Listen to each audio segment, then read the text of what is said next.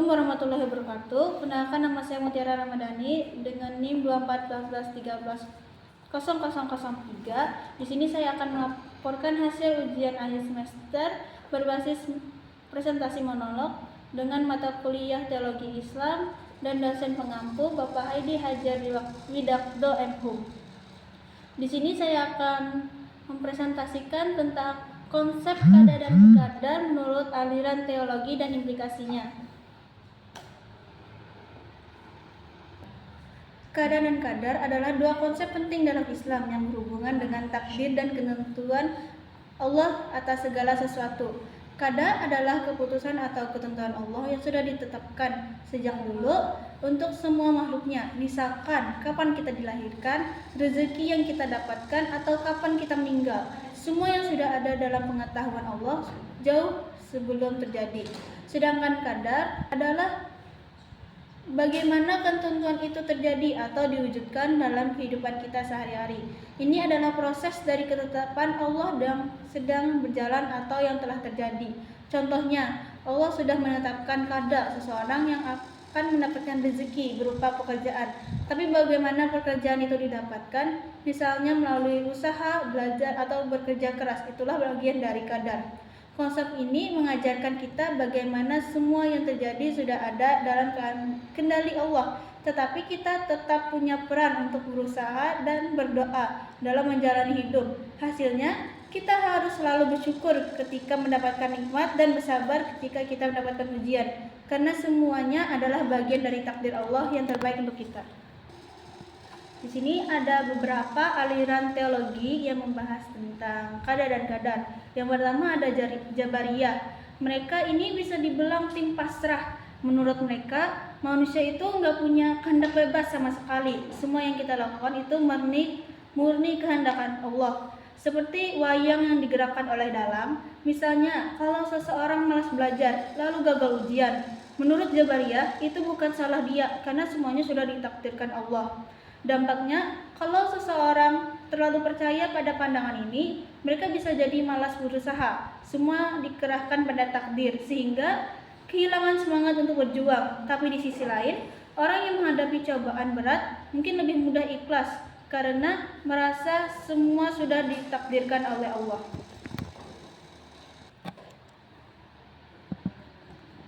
Yang kedua ada Qadariyah. Berbeda dengan Jabariyah, ada aliran Qadariyah yang bisa kita sebut sebagai tim bebas.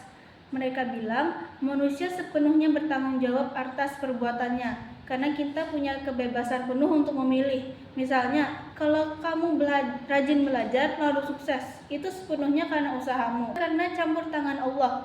Dampaknya, pandangan ini bisa membuat orang lebih semangat dan percaya diri untuk bekerja keras. Tapi kalau kebebasan, orang bisa lupa pada Allah dan merasa semua keberhasilan murni karena hasil usahanya sendiri. Nah, aliran ketiga yaitu Mu'tazilah. Ini semacam kombinasi antara logika dan agama. Mereka percaya manusia punya kehendak bebas, namun tetap dalam batasan aturan.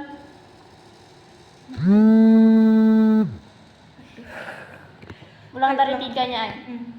Nah, yang ketiga ada aliran Mu'tazilah. Ini semacam kombinasi antara logika dan agama. Mereka percaya manusia punya kehendak bebas, tapi tetap dalam aturan yang sudah Allah tetapkan. Jadi mereka menekankan pentingnya keadilan Allah. Contohnya, kalau seseorang berbuat dosa, itu murni karena pilihan dia sendiri dan Allah nggak akan menzalimi siapapun.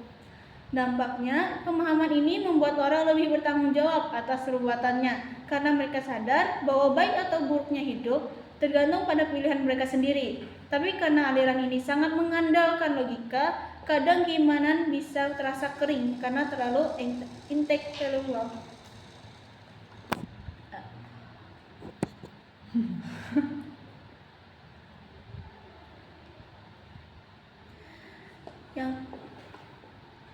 Yang keempat ada Sunni,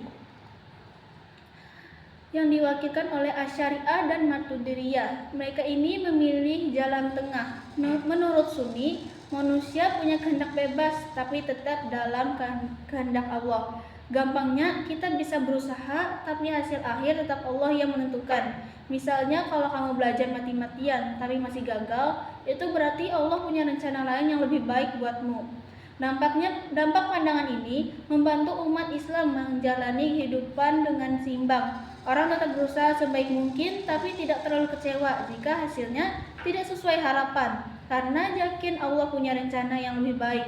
Ini membuat hidup lebih tenang dan optimis. Lalu ada pandangan dari Syiah. Mereka juga percaya ada kehendak bebas manusia, tapi menekankan bahwa semua ini adalah bagian dari keadilan dan kasih sayang Allah. Bagi mereka, manusia itu seperti petani, kita menanam dan merawat, tapi Allah yang menentukan sebenarnya. Mereka melihat kehendak sebagai sesuatu yang harmonis antara usaha manusia dan kehendak Allah yang adil. Dampak pemahaman ini mengajarkan pentingnya usaha dan doa. Orang jadi lebih fokus pada tindakan yang bermanfaat sambil tetap menyerahkan hasil pada Allah. Namun karena ada tekanan pada keadilan, pemikiran ini bisa memicu perdebatan teologis dan kadang sulit dipahami oleh orang awam. Terakhir, ada Maturidiyah yang sebenarnya mirip dengan Sunni. Mereka mengatakan bahwa akal manusia itu punya peran penting dalam pemahaman takdir. Menurut mereka, manusia bisa membedakan mana yang benar dan salah. Jadi kita punya tanggung jawab penuh atas pilihan kita. Tapi seperti Sunni, mereka tetap percaya bahwa Allah adalah penentu akhir dari segala sesuatu. Dampaknya, pemahaman ini membuat orang lebih rasional dalam menghadapi kehidupan. Mereka sadar bahwa hidup butuh usaha yang logis dan rencana, tapi tetap bersandar pada Allah. Ini menciptakan keseimbangan antara logika dan keimanan. Ini kan dalam kehidupan. Nah, apa sih yang bisa diambil dari perbedaan pandangan ini? Intinya, konsep kadang-kadang mengajarkan kita untuk seimbang. Kita nggak boleh terlalu pasrah seperti Jabalia, tapi juga nggak boleh terlalu percaya diri seperti Jabalia. Kita harus berusaha keras dalam hidup, tapi tetap ingat bahwa Allah yang menentukan hasil akhirnya. Dalam kehidupan sehari-hari, konsep ini melatih kita untuk punya sikap sabar dan tawakal. Kalau kita gagal, jangan langsung menyerah, karena mungkin itu bagian dari ujian Allah. Kalau kita berhasil, jangan sombong, karena itu pun atas izin Allah. Sebagaimana firman Allah, sesungguhnya Allah tidak akan mengubah keadaan suatu kaum sampai mereka mengubah keadaan diri mereka sendiri. Jadi teman-teman, mari kita pahami takdir ini sebagai motivasi untuk terus berusaha, berdoa dan bertawakal. Jangan kebanyakan pasrah, tapi juga jangan kebanyakan mengandalkan diri sendiri. Sebab hidup ini indah kalau kita bisa menjaga keseimbangan antara usaha kita dan keyakinan pada Allah. Demikian dari saya, semoga bermanfaat. Terima kasih atas perhatiannya. Wassalamualaikum warahmatullahi wabarakatuh.